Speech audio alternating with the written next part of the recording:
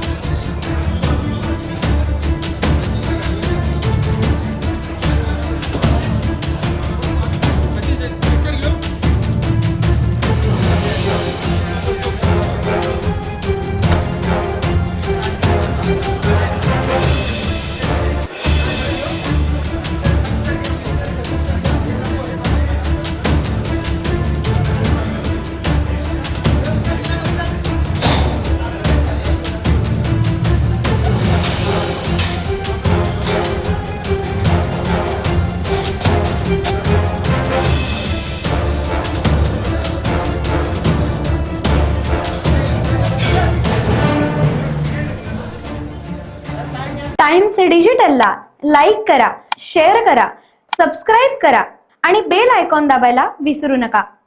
Times digital.